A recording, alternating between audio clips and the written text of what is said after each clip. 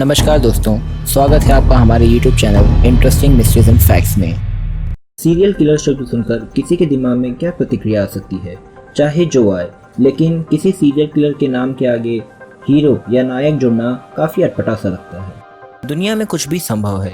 एक serial killer का hero होना भी कुछ वैसा ही है जैसे तमाम अपराधी सरगना राजनीति का लिबास पहनकर रॉबिन हुड और बाहुबली जैसे उपाधि पा जाते हैं। ये कहानी भी एक ऐसे ही सीरियल किलर की है। एक ऐसा सीरियल किलर जिसने 100 से ज़्यादा हत्याएं की, इसके बाद भी कई लोग उसे हीरो मानते हैं। हत्यारा बना नायक। ब्राज़ील का पेड्रो रॉड्रिगेज दुनिया के इतिहास में सबसे खूंखार हत्यारों में से एक है। पेड्रो की माने तो उसने 100 से ज़्यादा कत्ल किए।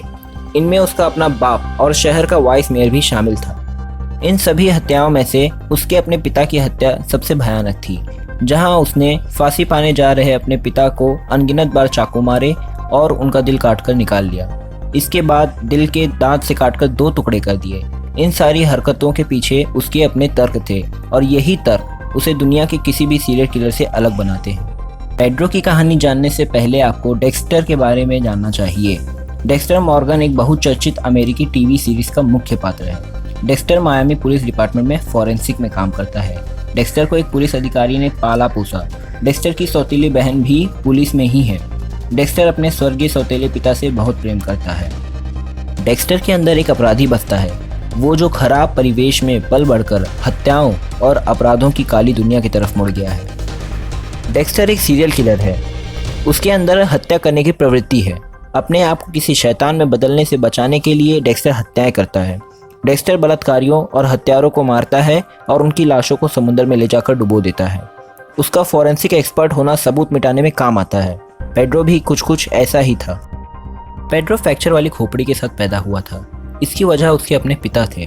पेड्रो की मां जब गर्भवती थी तब उनके पिता ने उनकी बहुत बुरी तरह पिटाई की थी। इसी का नतीजा पेड्रो की पैदाइशी चोट थी। पेड्रो ने पहली हत्या 14 साल की उम्र में की। उसके पिता को नौकरी से निकाल दिया गया था। उसके पिता पर आरोप था कि उन्होंने स्कूल का खाना चुराया है। पेड्रो ने इसके तुरंत बाद दूसरी हत्या की। ये उस गार्ड की हत्या थी जिसने असल में खाना चुराया था। इसके बाद पेड्रो ने वह शहर छोड़ दिया। नए शहर में आते ही पेड्रो ने सबसे पहले एक ड्रग डीलर की हत्या की। उसके बाद पेड्रो को प्रेम हुआ। मारिया ओलंपिया नाम की लड़की उसकी प्रेमिका थी। दोनों साथ रहते थे। एक गैंग वॉर में माफिया के लोगों ने मारिया को मार डाला। इसके बाद पेड्रो ने किसी फिल्मी हीरो की तरह एक एक कर गैंग मेंबर्स को मारना शुरू कर दिया। इसके बाद पेड्रो ने सबसे चर्चित हत्या की और यह हत्या किसी और की नहीं, उसके खुद के पिता की थी। उसने अपने पिता को 22 बार चाकू मारे और उनका दिल निकाल लिया। कारण उसके पिता ने उसकी मां की हत्या की थी। 24 मई 1973 को उसे गिरफ्तार कर लिया गया। जिस गाड़ी में पुलिस वाले पेड्रो को गिरफ्तार कर लेकर जा रहे थे, उसी गाड़ी में 2 रेपिस्ट भी बंद थे। पेड्रो ने पुलिस की गाड़ी के अंदर ही उन दोनों को मार डाला। पेड्रो को 128 साल की सज़ा हुई थी। जेल पहुंचकर मानो पेड्रो को जैसे मुँह मांगे मुरादें मिल गईं। जेल में पेड्रो ने एक एक कर 47 अपराधियों की हत्या की। पेड्रो की सज़ा बढ़ाकर 400 साल कर दी गई। ब्राज़ील के कानून के हिसाब से किसी को भी जेल में 30 साल से ज़्यादा नहीं रखा जा सकता, इसीलिए उसे 30 साल के बाद रिहा करने की बात हुई। कुल मिलाकर उसे 34 साल जेल में रखा गया और 24 अप्रैल 2007 को रिहा कर दिया गया।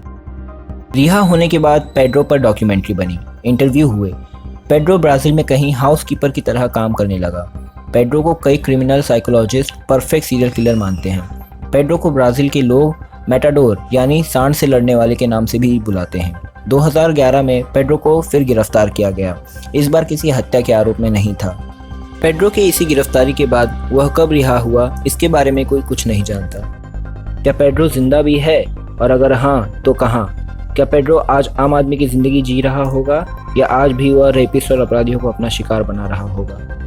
अगर आपको ये वीडियो पसंद आया तो वीडियो को लाइक करना ना भूलें। पेड्रो की मेंटालिटी आपको कैसी लगी ये हमें कमेंट सेक्शन में ज़रूर बताएं, और हाँ, इस वीडियो को अपने पापा के साथ शेयर करना ना भूलें।